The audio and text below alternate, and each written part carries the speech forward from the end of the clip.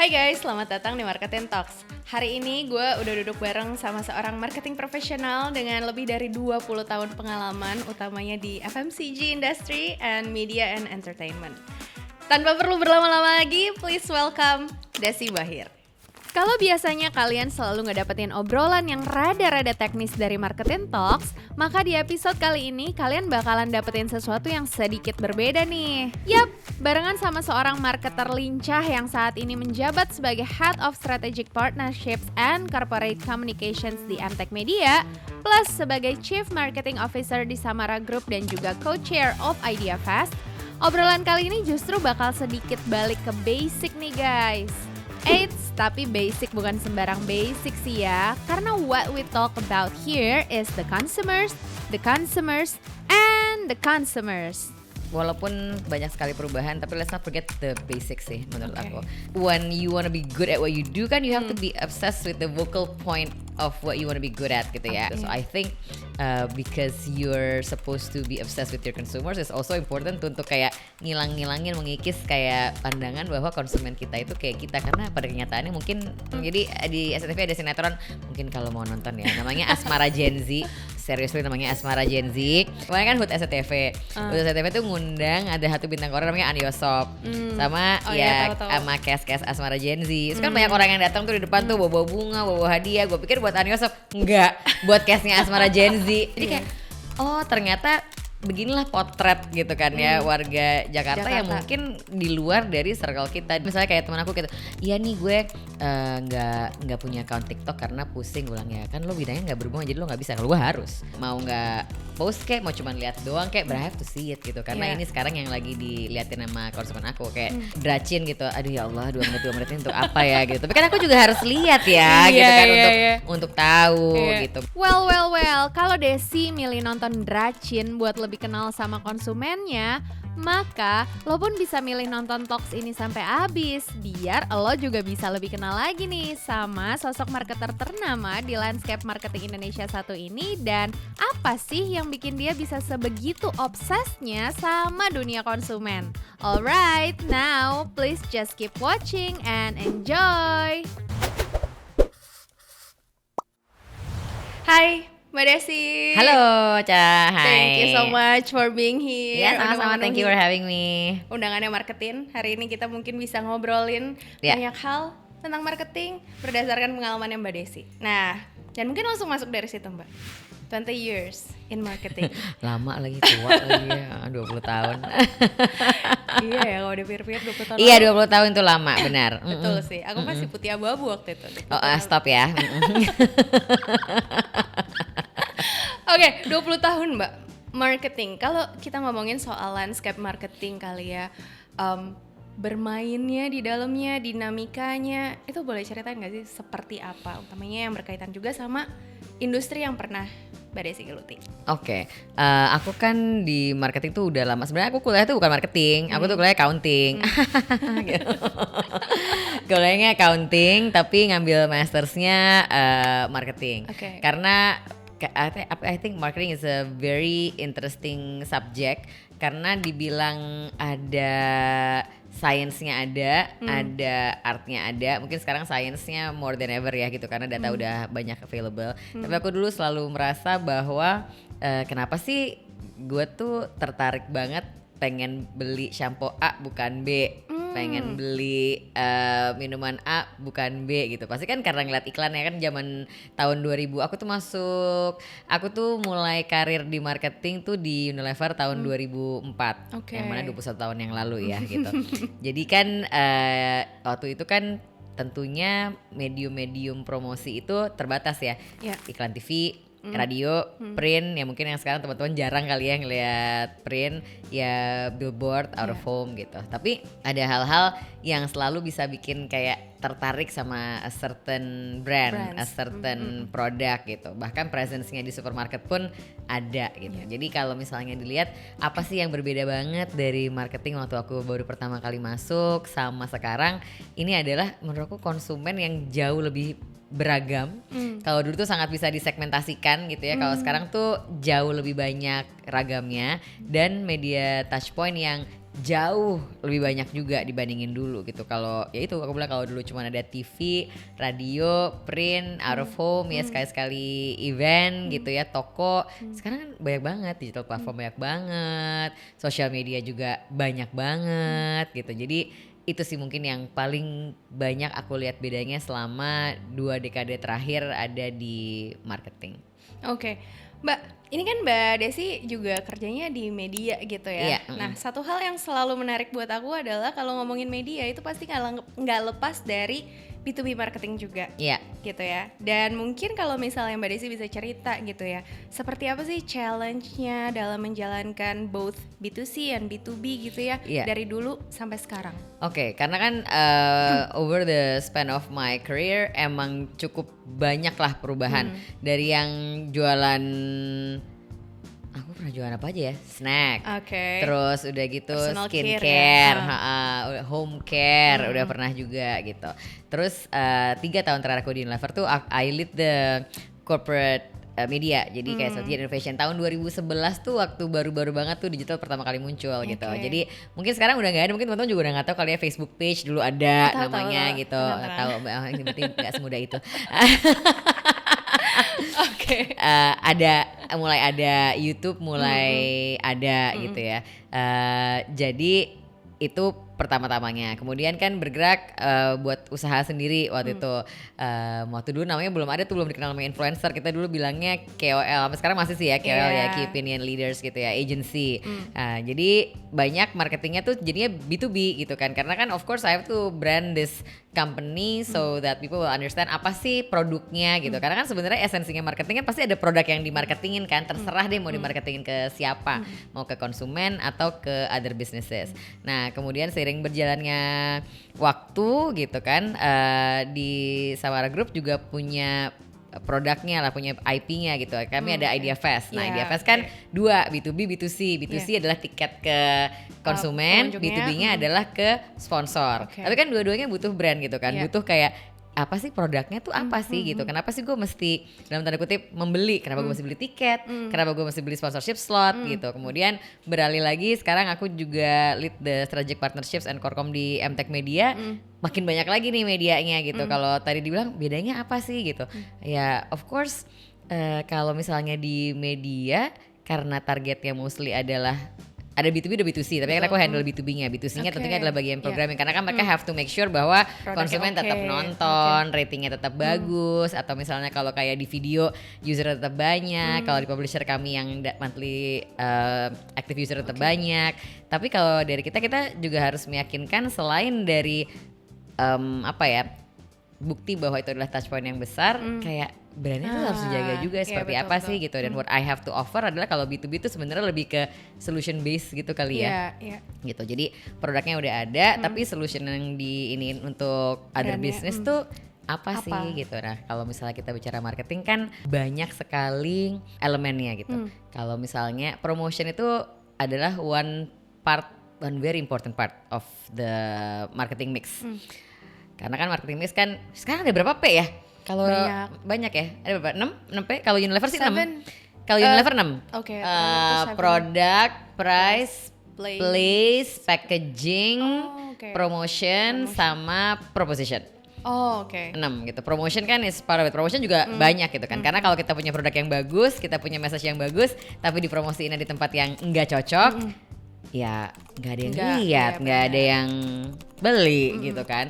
Jadi itu gimana caranya how to fit the media that yang kita punya, how does it fit to the consumer? Gimana caranya meyakinkan bahwa the whole ecosystem of media actually does the job in promoting the message and the product to the consumers. Mungkin itu sih. Mana yang lebih seru Mbak? Memahami other business atau memahami consumers yang buat B2C? I think at the very end tetap aja konsumen tetap harus dipahami sih gitu. Karena kalau misalnya B2B marketing kan yang aku harus bantu sama my B2B partners adalah how so they can reach their consumers gitu. Ya aku juga harus ngerti konsumennya mereka dong gitu kan. So I can be like a partner gitu kan dalam mereka untuk reaching their business goals, their communications goal, their marketing goals gitu. Jadi tetap aja at the end of it all, mau itu B2B, mau B2C, mau B2G, tetap aja ujung-ujungnya tuh pasti ujung-ujungnya adalah si konsumen, karena konsumen tuh adalah yang menghidupkan marketing. Kalau nggak ada konsumennya, budget marketingnya ntar di-cut ya kan, karena nggak nyampe gitu. Jadi sebenarnya at the heart of it all pasti itu konsumen. Oke. Mbak Desi, aku tuh pengen nanyanya gini sih. Mbak Desi kan di mana-mana tuh bilang bahwa sebagai marketer baiknya tuh memang kita punya obsesi ini terhadap konsumen kita. Benar. Bahkan dari tadi juga udah di-mention gitu bahwa kita memang at the very core itu about konsumen gitu. Nah, cuma pertanyaanku gini sih, ketika baru berkarir dulu gitu ya, pemahaman kayak gitu, prinsip kayak gitu, itu tuh pertama kali di figure out-nya tuh ketika apa sih? Maksudnya sesimpel apakah waktu jadi MT atau pernah ada kejadian yang oke, ketika gue berpegangan sama prinsip ini akan sangat memudahkan gue. What was the I think I was lucky untuk my first role in marketing adalah di company yang juga very consumer oriented, very consumer obsessed gitu. Aku ingat dulu aku tuh nanya sama HR-ku, kalau di Unilever dulu HR-nya ada HR legendaris banget, kita sebutnya Tante Ellen, tante beneran sih gitu. Sekarang mungkin udah bude-bude atau oma-oma ya kali ya. Di sini tuh jam kerjanya gimana ya? Kan kamu juga baru lulus gitu kan, tanya gitu, di sini jam kerjanya gimana? 24 jam. Gimana maksudnya 24 jam gitu? Karena Desi kalau misalnya udah kerja di marketing itu, every opportunity itu, every time itu adalah sebenarnya adalah dalam tanda kutip work. Kayak ke supermarket ngelihat display, that's work. Ngelihat your display, ngelihat competitors lagi di jalan, ngelihat billboard, that's work. Lagi nonton konten mana itu it becomes an inspiration maybe for you atau for your brand, that's work. Gitu. Jadi kayak iya juga sih gitu kan. Mudah-mudahan kalau teman-teman yang masuk marketing nggak jadi ini ya, nggak jadi bikin kayak aduh capek banget nih gitu. But in reality menurut aku emang when you wanna be good at what you do kan, you have to be obsessed with the vocal point of what you wanna be good at gitu ya. I think great marketers are the ones that are obsessed with their consumers, karena tujuannya apa sih? Kan tujuannya adalah to give value kan, gitu kan ya, untuk mempermudah hidupnya kan gitu. Dan itu adalah lewat produk-produk yang kita punya. Satu, kemudian waktu aku pertama kali baru masuk tuh juga penugasannya tuh di market research. Jadi kalau itu kan dulu kan rotasi. Jadi aku sebenarnya kan peruntukannya kan untuk di brand snack. Terus tapi penugasan pertamanya adalah di consumer insights gitu. Jadi for the first few months tuh kerjaan aku tuh beneran cuma nontonin konsumen di interview sama research agency 2 jam, 3 jam, atau FGD 3 jam, 4 jam, atau consumer visit, atau misalnya kayak ngikutin konsumen, ada studi namanya etnografi, jadi benar-benar diikutin tuh konsumen dari mulai dia berangkat kantor, ngapain diikutin gitu. Jadi emang I think those activities lumayan shape me juga sih gitu. Jadi ngelihat kayak ini ibu-ibu sangat berbeda ya sama ibu gue gitu kan ya.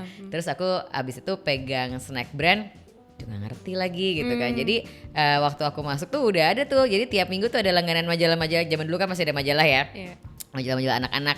Ada tuh majalah-majalah gitu kan. Jadi kayak yang lagi tren tuh ini gitu kan. Terus akhirnya jadinya tiap weekend pagi ya nonton animasi lah gitu kan.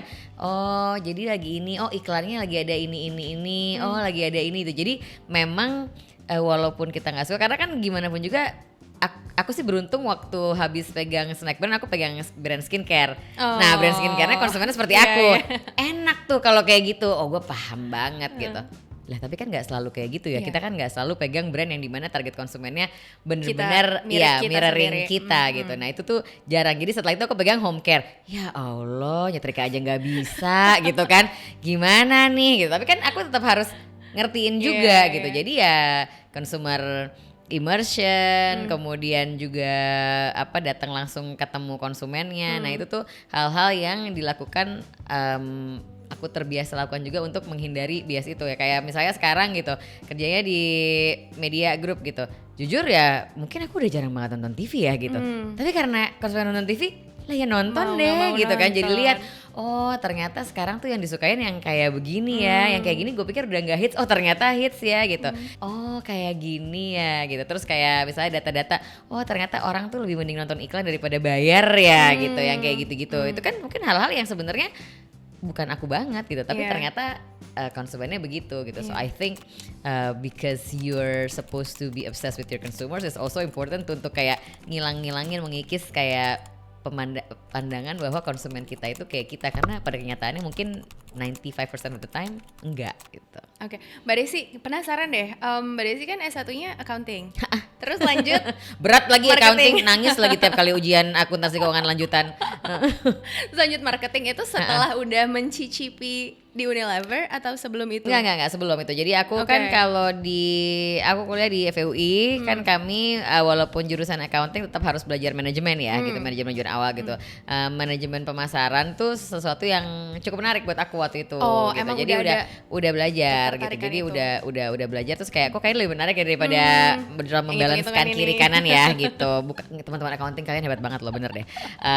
Jadi itu juga yang membuat aku kayaknya gue pengen tahu lebih banyak deh gitu soal marketing ini gitu. That's why I took the masters adalah marketing. Kemudian kuliahnya kerja pertamanya juga jadinya marketingnya masih sampai sekarang gitu. Oke, karena tadi kalau seandainya itu diambil setelah memang sudah merasakan di Unilever, aku justru penasaran kayak apa nih kemudian yang didapat dari Unilever itu yang kata HR-nya harus standby 24 jam itu yang kemudian bikin bertahan. Karena jujur kebetulan kan aku dulu juga first career-nya itu di divisi marketing ya. Pernah kayak ngerasa ini bukan gue nih, kayak harus bikin competitor review, terus harus observe kayak ngadain blind test gitu-gitu loh yang aku kayaknya habis kerja di snack brand tuh aku selama beberapa tahun gak mau makan snack lagi sih karena enak mual. Aku juga lagi waktu itu bukan snack sih, bakery. Jadi kayak tiap hari tuh bener-bener harus ke toko roti gitu. Nah penasarannya sih sedikit, ya kenapa bertahan gitu Mbak? Kayak apa sih yang paling exciting dari field ini? Kan harus ngertiin banyak orang banget ya. Karena selalu ada yang baru sih menurut aku gitu. Selalu ada yang baru. Ya of course di semua bidang juga pasti ada yang baru gitu ya. Tapi mungkin ini karena dari sisi kayak humannya itu baik, dan aku bilang tadi kayak sebenarnya mungkin sisi art and science-nya tuh ada gitu. Jadi cukup menarik lah gitu untuk menggabungkan keduanya. Makanya kalau misalnya sekarang orang juga banyak kayak istilah-istilah marketing baru tuh banyak lah ya in the past few years tuh, kayak performance marketing gitu. Kemudian misalnya community marketing gitu, digital marketing, which is menurut aku kan semuanya itu kan sebenarnya ya marketing aja gitu. Cuman cara-caranya aja yang berbeda. Marketing is marketing gitu. Salah satu disiplin-disiplinnya memang banyak yang mungkin sub-sub jurusannya lah gitu. Yang bikin bertahan karena memang selalu menarik ya. I think humans are always very interesting dan gak exact gitu. Mungkin itu juga yang membuat aku lumayan senang gitu, karena kayaknya orangnya juga lumayan senang hal-hal yang variatif. Jadi kalau misalnya ini ya selalu ada yang variatif aja gitu di marketing, selalu ada yang baru. Challenge-nya apa? Kalau dibilang kayak apa sih challenge-nya buat orang yang udah lama di marketing? Challenge-nya adalah relevan terus aja gitu.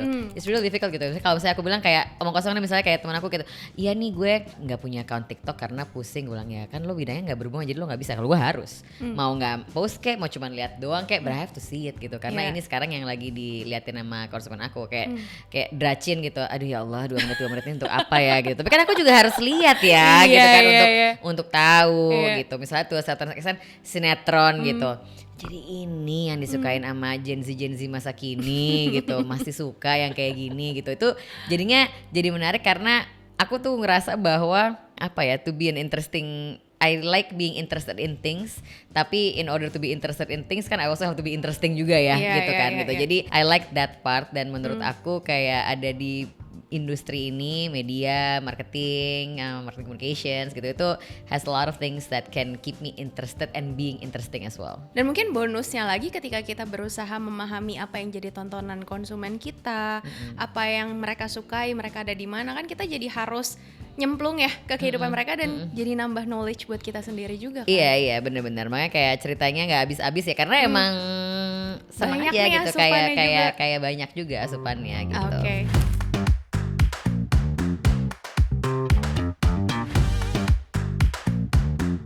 Mbak Desi, masih soal konsumen gitu ya, consumers.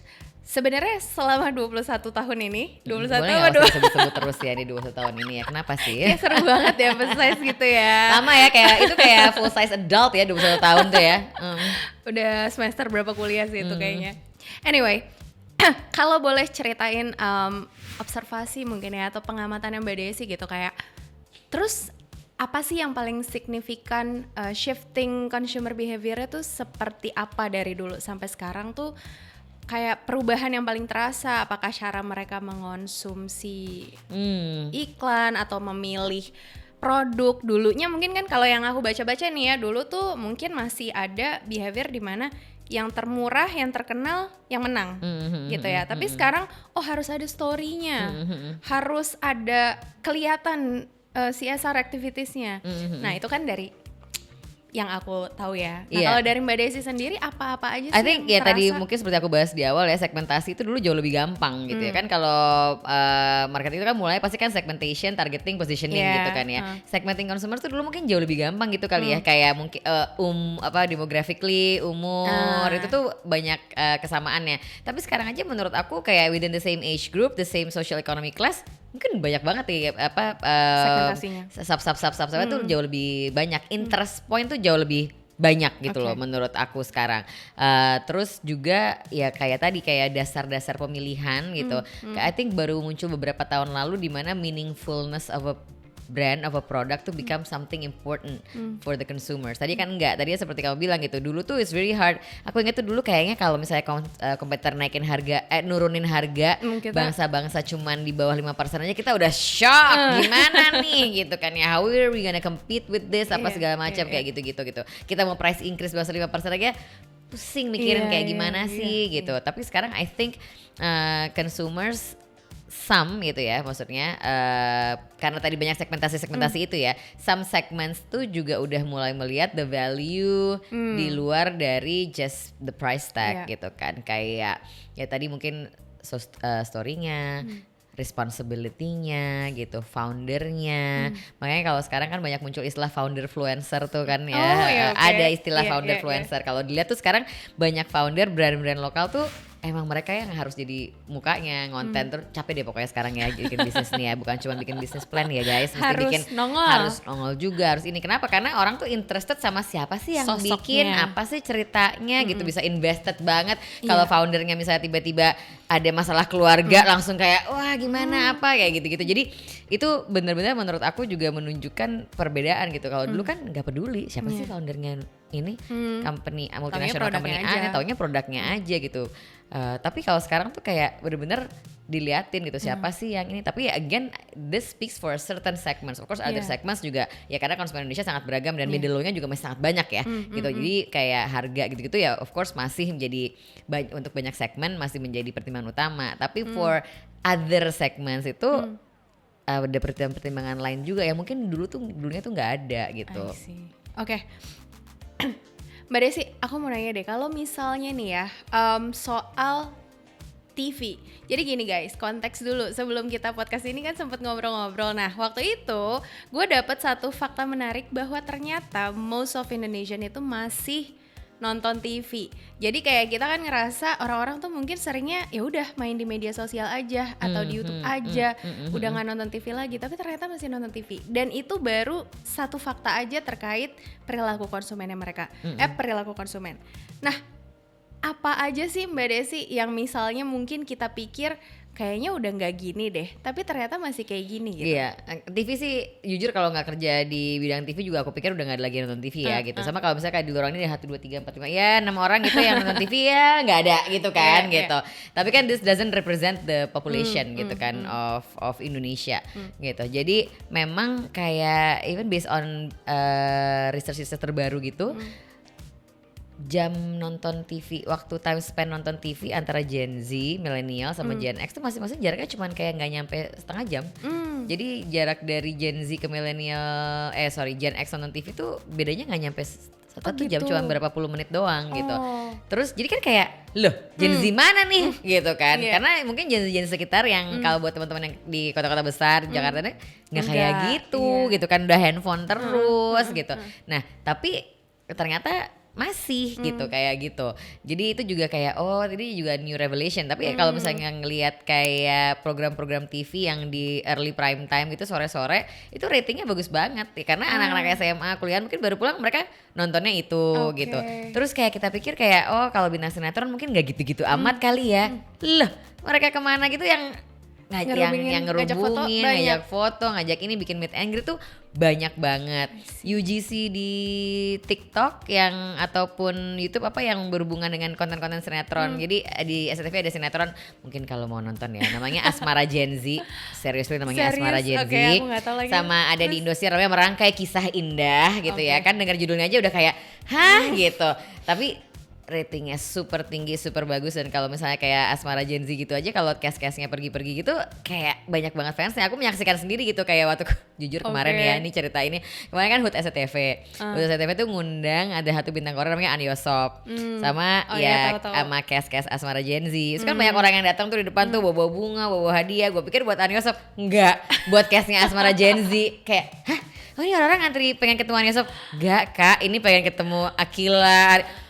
Oh gitu. Dan kalau ngeliat bentuk-bentuknya kayak Gen Z yang gue tahu kok gitu loh, bukan yang kayak gimana-gimana. Ini Jakarta loh masih ya, ini Jakarta ya, bukan di kota-kota mana itu. Jadi kayak oh ternyata beginilah potret gitu kan ya warga Jakarta yang mungkin di luar dari circle kita, di luar dari bubble kita, di luar dari bias yang kita iniin gitu kan. Gitu tadi tuh ya, mungkin kayak fakta yang menurut aku mengagetkan sebagai orang yang baru beberapa tahun ini very immersed in the TV industry. Kaget ya gitu kan. Kayak gitu, itu satu. Terus udah gitu kayak apa ya, menurut aku kalau misalnya mendingan, kalau aku kan orangnya juga dikit-dikit subscribe gitu kan gitu. Jadi makanya kemarin waktu apa ya, kapan ada acara apa gitu, terus mereka main-main tebak-tebak jingle gitu, terus mereka puterin suatu jingle, so kayak aku nggak pernah denger jingle ini sebelumnya. Oh Spotify-nya premium ya gitu. Iya lagi, aku bilang gue nggak pernah denger ini sebelumnya gitu. Ternyata itu jingle Spotify. Karena gue nggak pernah denger, asli ya, pada juga gue nggak pernah denger jingle ini gitu. Oh kakak premium ya? Iya dari awal udah langsung premium. Oh jadi mereka juga sangat target market juga gitu loh, kayak aku main-main game ini. Jadi kayak oh ternyata yang majority tuh masih lebih pengen gratis ya gitu kan. Gitu ternyata gitu. Buat aku tuh baru, tapi mungkin buat yang lain enggak, emang kita semua nontonnya masih yang free gitu kan. Nah, makanya kayak model kayak video kenapa dia thrive juga ternyata karena orang masih banyak banget yang nonton TV. Aku udah nggak punya ini sih antena apa segala macam, nggak, aku nonton TV ya dari video. Jadi itu mungkin yang shifting juga gitu.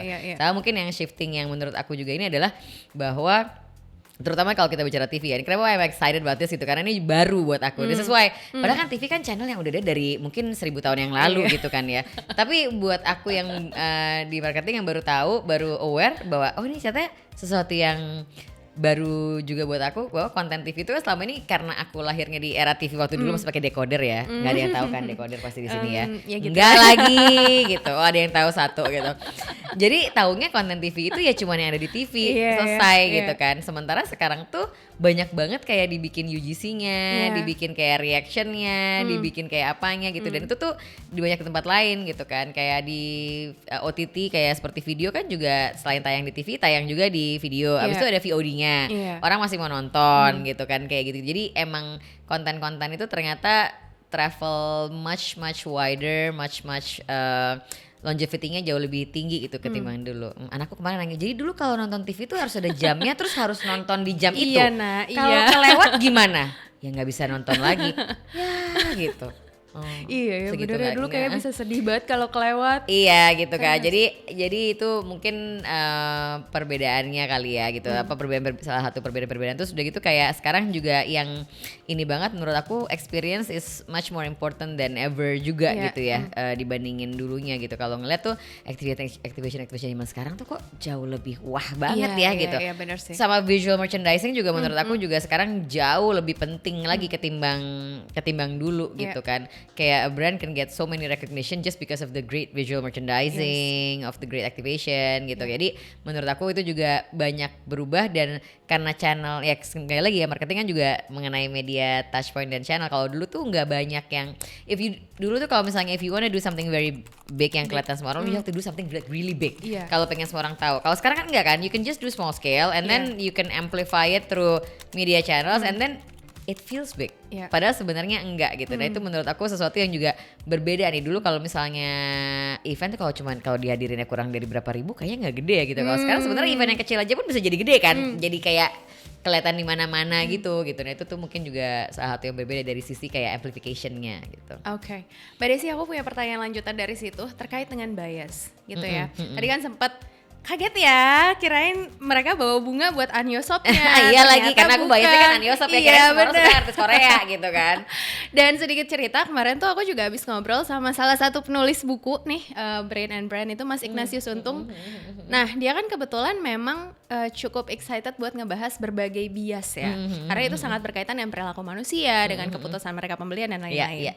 Nah yang mau aku tanyain adalah, terus bagaimana ya kemudian kita tuh bisa aware gitu, bahwa oh ini nih kayaknya gue lagi bias nih gitu. Aware dulu aja deh, mungkin gak harus langsung yang kayak kita cari solusi atau gimana, tapi aware dulu aja. Kayak mungkin di meeting gitu ya, kita ngiranya ide kita udah paling relate gitu sama audiens kita, tapi ternyata enggak. Nah kan kita butuh satu sense untuk bisa aware ya. Kira-kira gimana sih ngelatihnya? Gimana kita bisa punya awareness itu dari pengalaman yang Mbak Desi? Yeah, like I think like any other, some biases menurut aku are okay.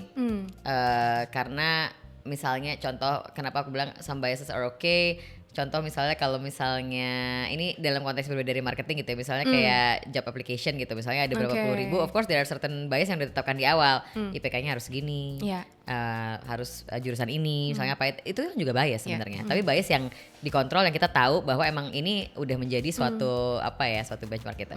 Nah yang sebenarnya kita mesti aware adalah the bias that we are unaware of, yang kayak tadi gitu. Tapi emang itu tuh menurutku perlu a lot of practice and a lot of awareness dan a lot of kenon-haluan bahwa konsumen kita ini bukan kita atau certain things itu bukan kita yang paling tahu, sama ya sering-sering lihat data sih menurut aku juga gitu. Karena kan you can say bahwa oh ini soalnya kebanyakan kayak gini, tahu dari mana? Buktinya apa gitu. Maksudnya I think the mindset of challenging certain facts itu juga harus selalu ada sih. Aku nggak mau bilang trust issue ya, tapi maksudnya skeptis. Nggak mau bilang gitu juga, gitu kan, jangan. Cuman kayak selalu mempertanyakan tuh menurut aku dan just because we believe something is true doesn't mean that it's true gitu kan ya. Kayak sama kayak just like if it's on the internet. Yes. It must be true ya, enggak juga kan gitu. Jadi harus dilihat lagi dan menurut aku kayak sekarang ini dengan banyaknya kayak AI apa gimana juga bias tuh harus sering-sering di-train sih. Karena kadang-kadang kita kan gitu ya, maksudnya kayak ini jawabannya ini, oh ya berarti ini gitu. Ya itu tuh harus selalu di cross check, di challenge gitu. Sama pertama-tama harus aware terus sih bahwa the possibility of bias tuh selalu ada. Yang penting itu dulu gitu, sama mindsetnya bahwa belum tentu sesuatu itu benar unless proven gitu. Iya. Mbak, boleh dong ceritain biasanya dalam seminggu kali ya, kalian kalau sehari nih pendek banget. Dalam seminggu tuh biasanya rutinitas seorang Mbak Desi itu apa sih? Dan kenapa aku nanya rutinitas? Karena pasti ini ada integrasi antara kehidupan dan pekerjaan kan. Jadi pasti dalam seminggu itu ada aja tuh rutinitas yang bermanfaat untuk kita bisa mengenal konsumen. Jadi kalau 1 hari, 3 hari, 7 hari, rutinitas seorang Desi Bayer tuh ngapain aja sih? Iya, kalau tadi kan kamu bilang kan ada integrasinya antara kehidupan, pekerjaan gitu. Aku tuh termasuk yang gak percaya sama work life balance sih, gak ada menurut aku ya. Maksudnya karena balance itu kan gak 50-50 like at one time gitu. It's an integration lah gitu kan. It's a process, it's a long term goal dalam tanda kutip. Kalau dalam seminggu itu ada beberapa rutinitas pastinya, seperti mengantar anak sekolah, gym gitu kan. Sama aku biasanya kan event-event banyak ya. Aku selalu menyempatkan datang juga sih untuk kayak liatin kayak ada apa sih gitu, sambil biasanya lihat kayak ini lagi ada happening apa sih gitu ya di Jakarta lah karena deket gitu. Jadi aku tuh suka datang tuh kayak ke event-event, ke meet up ataupun untuk just to get a different point of view. Tapi mungkin gak seminggu, kadang seminggu ada 3, ya kadang seminggu ada 10, kadang minggu depannya gak ada, kadang minggu 3 gitu. Tapi kalau misalnya kayak gitu tuh aku tuh selalu menyempatkan untuk datang. Dan contrary tuh orang bilang kayak jangan sering-sering lihat sosial media, aku lumayan sering sih gitu. Maksudnya aku lumayan senang sih karena sometimes I get something from that. Dan aku itu dari zaman dulu juga nggak pernah mute atau unfollow people that I disagree with.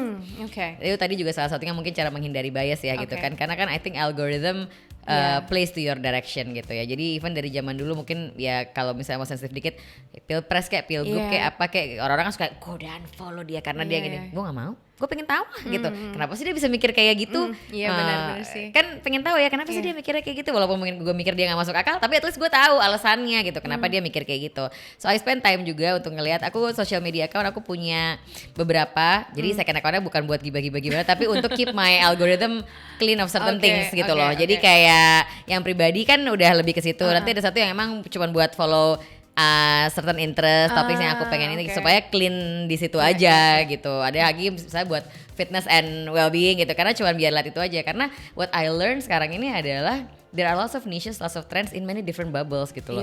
Dan kadang-kadang aku kayak ini orang ya kayak IDFS contohnya. IDFS kan tiap tahun bicaranya yang tahun lalu ya ada 500 lebih hampir 600. Terus 50% diantaranya baru belum pernah jadi pembicara sebelumnya. Terus aku bahas sama coacherku kan Ben, Desi, nama-nama ini siapa sih?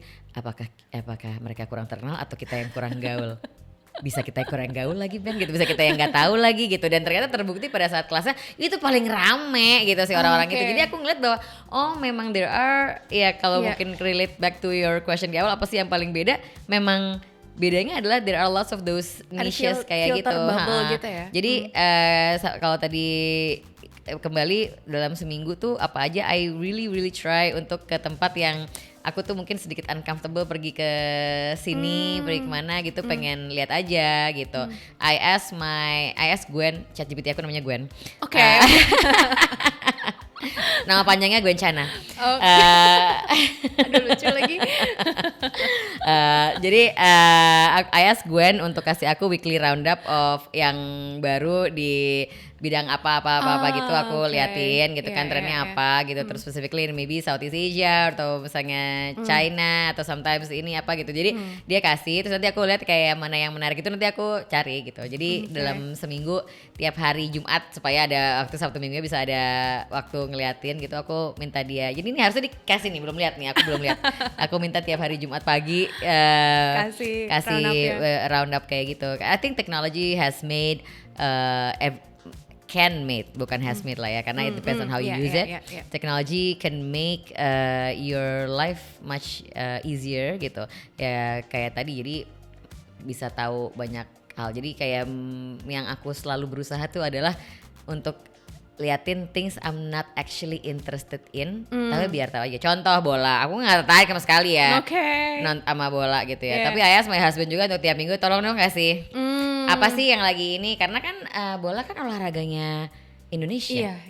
Udah jadi agama kesekian gitu kali kan. So emang harus tahu kan lagi ada kejadian apa gitu. Dan sometimes menurut aku jadi marketer juga nggak bisa terlalu hitung-hitungan kayak gue cuma pengen tahu yang tren yang lagi hype yang lagi ini, enggak kan. Sometimes you have to see kayak sebelum mereka naik juga kan gitu untuk bisa tahu. Dan kalau in my case kalau dalam B2B marketing ya to be able to give more value juga gitu loh to my partners gitu kan, insights dan sebagainya gitu. Oke. Mbak, sekarang agak lompat sedikit balik lagi ke media karena penasaran aja sih. Mungkin ada nggak saran-saran yang bisa dikasih, karena tadi kan Mbak Desi bilang kalau media tuh sebenarnya kan touch point ya untuk kita mendistribusikan, menyampaikan pesan gitu. Ada nggak sih semacam saran atau insight yang bisa dikasih? Mungkin ada marketers dari brand yang juga yang nonton. Gimana ya gue bisa tahu kalau gue placement di sini ini adalah keputusan yang lebih baik karena emang konsumen gue ada di situ gitu.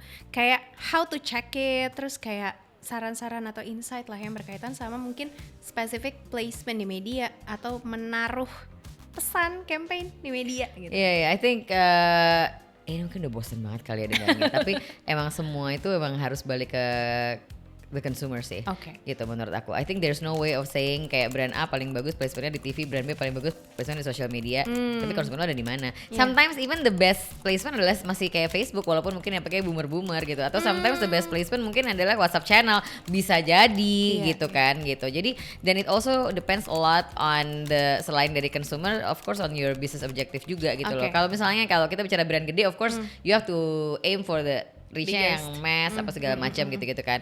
Tapi kalau misalnya kayak brandnya cukup kecil dan ternyata cukup lewat WhatsApp group, ya udah mungkin di situ aja kali marketing channelnya gitu. Tapi kalau misalnya buat for those of you yang punya kayak mungkin brand yang udah agak gede yang karena I think yang penting juga selain consumers adalah the distribution kan. Mau barangnya bagus banget, iklan bagus banget, kalau distribusinya nggak ada, itu nggak bisa pick up. Then you also have to find insights not only from your consumers but also from the chain of your distribution menurut aku. Contoh kalau misalnya brand itu kan mungkin mereka lewat distributor, mungkin lewat minimarket atau lewat apa gitu. Apa sih gitu yang penting buat mereka juga gitu, touch pointnya seperti apa gitu. Of course harus ada misalnya ada touch point di point of salesnya misalnya, atau dulu kalau di Unilever dan sampai sekarang juga kayaknya masih begitu gitu, distributor aku nggak mau ngambil barang kalau iklannya belum naik, karena nggak ngerasa bahwa kayak kelihatan karena gitu ya. Gimana ada yang mau tahu nih barang gitu. Nah sampai sekarang masih kayak gitu, aku ngecek sama beberapa brand yang ini kayak emang masih kayak gitu tuh masih penting gitu. Tapi tahu nggak, would you know that kalau misalnya nggak ngomong sama the people in the chain of your distribution gitu kan. Ya karena menurut aku mungkin salah satu hal yang mungkin berbeda dari yang udah do marketing for a longer period of time, dimana semuanya belum semua digital, adalah bahwa masih ada channel-channel lain dan Indonesia tuh 70% masih general trade gitu loh, if not 80 mungkin. Jadi kan kayak chainnya juga berbeda. So I mean like if you're seeing this gitu, it also depends on the scale of your brand dan maunya ada di mana, karena those kind of questions kayak placement di mana, budgetnya segimana, apa itu tuh semua tuh benar-benar tergantung dari your objective and your scale dan konsumennya ada di mana gitu. There's no one size fits all recommendation. Kalau gitu kan enak banget ya, tinggal diikutin gitu aja, ya. semua langsung berhasil. But unfortunately it's still about a lot of testing, measurement. Tadi aku bilang kan it's data, it's science gitu. Tadi kita pertanyaannya kayak gimana sih taunya kalau itu benar-benar berhasil? Ya emang harus dilihat, dan there are so many other factors juga gitu. Nggak bisa bilang kayak oh I placed it on this channel, it doesn't work. Ya tapi your distribution gimana? Your price point gimana? Terus lagi ada other competitor apa enggak gitu. So there are many things to consider. Unfortunately it's not that easy, but I think that's what makes it interesting. I see. Mbak, mudah-mudahan sih ini poin pertanyaanku ini ya, aku agak khawatir, agak belibet sih. Pertanyaanku gini, let's say kita ngadain FGD gitu ya, atau kita tadi Mbak Desi melihat social media, terus kayak datang ke event-event, dan itu kan ada banyak sekali profil orang gitu ya.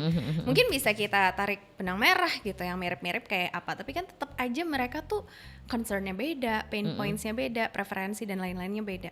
Terus gimana ya kemudian kita menerjemahkan hasil belanjaan ini, hasil kita mengamati orang ke dalam satu rumusan, oke, kayaknya konsumen gue begini deh profilnya. Mungkin ini lebih ke orang-orang yang awal-awal bikin bisnis kan struggling persona gitu-gitu ya, nentuin cara ngomongnya gimana. Nah, gimana tuh meyakinkan atau memberi kita keyakinan, oke, kayak persona ini bisa menjadi acuan yang cukup tepat untuk kita mikirin strategi placementnya atau pricingnya atau apapun itu. I think kalau misalnya seperti kayak FGD atau misalnya quantitative research gitu kan, ya kan emang ada ilmunya ya kan, ada ilmu statistically, ada kualitatif, kuantitatif ya. If you have the luxury to do that, ya bisa di cross check kayak gitu.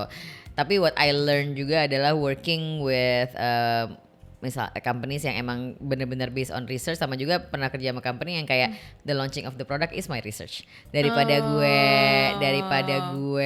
spend money on research, gue launching produknya aja udah sama nih costnya. Misalnya nih ya, gue ya itu kan research gue juga gitu. So I think memang ya again you can never be sure, karena kan gak ada yang pasti di dunia ini selain kematian ya dan perubahan.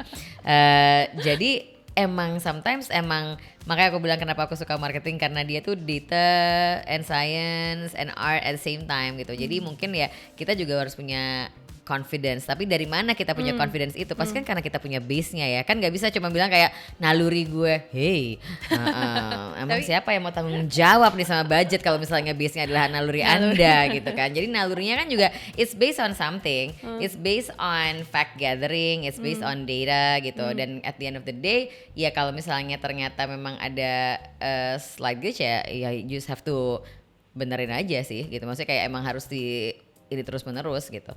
Makanya kalau menurut aku harusnya kayak certain basic insights are the same, cuman mungkin nantinya in order to reach kan pasti kan mungkin the large group of consumers are the same, nanti di bawahnya ada subgroup gitu. Makanya kan sekarang juga I think a lot of companies juga bikin materi tuh nggak bisa cuma satu atau dua, mungkin bikin kayak berapa ratus kombinasi gitu kan ya, karena to cater to those type gitu. Kalau misalnya di TV aja sekarang udah bisa kayak different region tuh different kind of ads tuh udah bisa kayak bahasanya beda, ininya beda, itu bisa gitu karena memang itu cater to that hyper targeting, niche targeting. Jadi bukan hanya digital gitu kan, tapi bisa. So I think itu sih kembali ke keyakinan masing-masing, tapi keyakinan yang didasari oleh banyak fact gathering. Yang penting nggak bisa cuman kayak menurut pendapat ke feeling gue sih gimana ya gitu.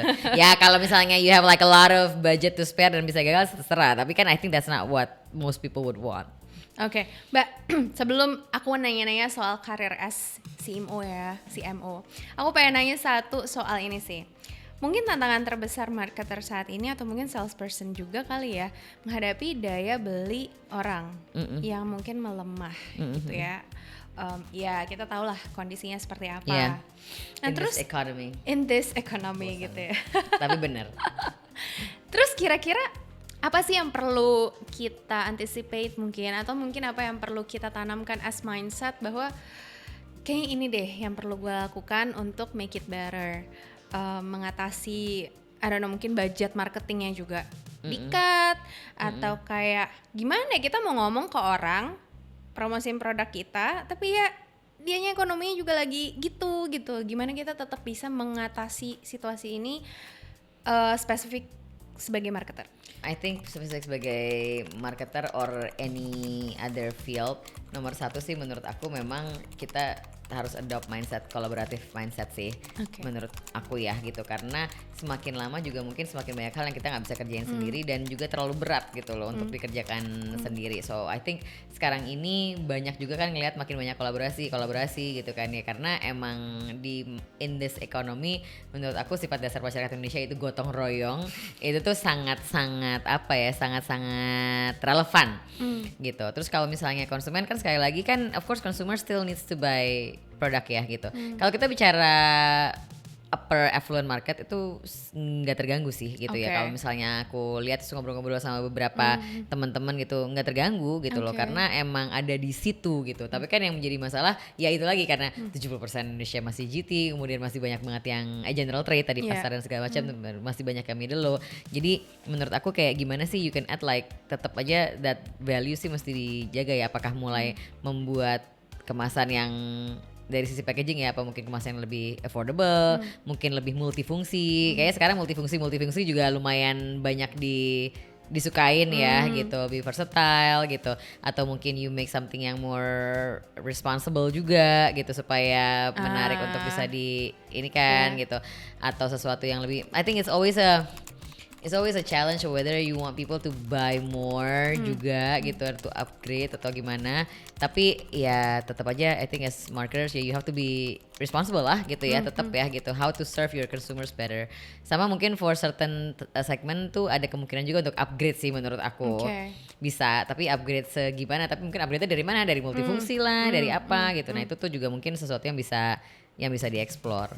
Yang jelas sih menurut aku memang empathy is the key right now gitu kan ya. Kita lihat deh apa sih yang bisa add more value yang mereka masih bisa spend money on.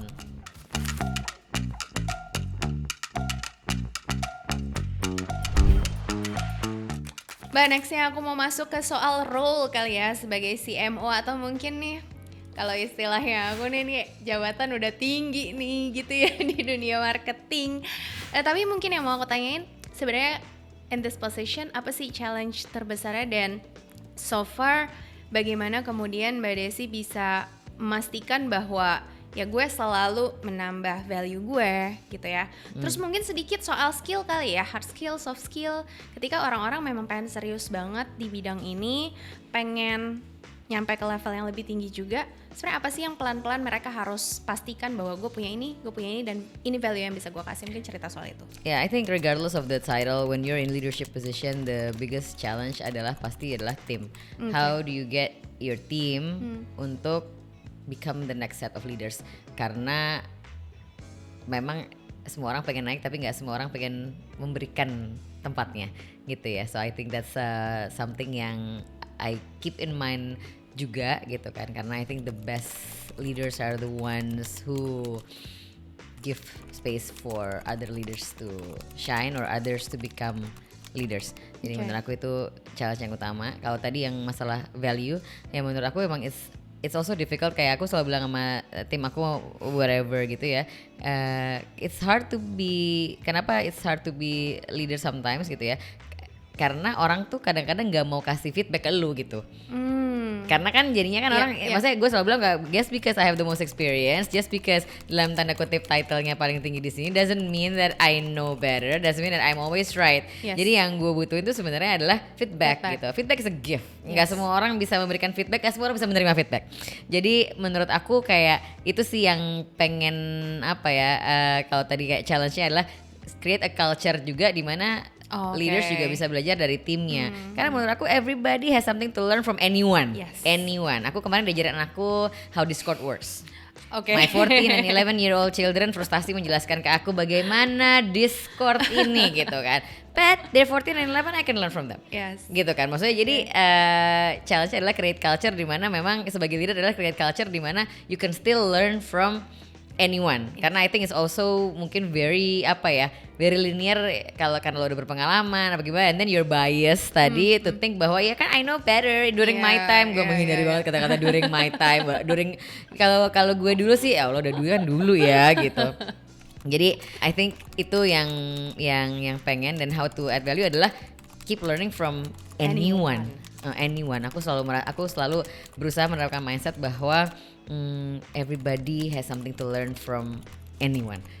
Apapun itu ya, mau cuman bahwa Discord ada ini ya, itu anakku gitu kan ya, atau mungkin simple as nggak usah berhubungan sama pekerjaan deh, misalnya kayak sekarang the newest trend in wibu adalah ini gitu ya, ada ini. Jadi selalu ada hal yang bisa dipelajari dari anyone, and I think itu sih yang akan membuat orang tuh terus berkembang gitu. Nah kalau hard skill, soft skill, apa tuh yang lebih teknis mungkin di marketing tuh apa aja sih poin-poin pentingnya? Konsumen satu, mungkin ada, menurut Mbak Desi harus lebih kreatif apa lebih baca data apa semua gitu? Iya, I think yang sekarang mesti dipelajari adalah how to utilize the latest technology sih ya. Kalau menurut aku gitu, dan I think itu juga membutuhkan banyak sekali niat gitu. Karena kan mungkin itu nggak something that doesn't come naturally for people yang memang udah lebih senior gitu ya gitu. Karena it's tiring kan gitu, capek juga gitu. Tapi emang it's something that you have to deal with gitu, karena at the end of the day itu will make your life like a lot easier gitu kan. Atau juga kayak I also try to ini sih, kalau yang masih sering banget aku usahakan sebenarnya adalah membaca long form sih juga sekarang ya gitu, karena itu juga I think it's a skill ya sebenarnya. Tapi kan tergantung will, so learning new skill is about the will juga ya menurut aku.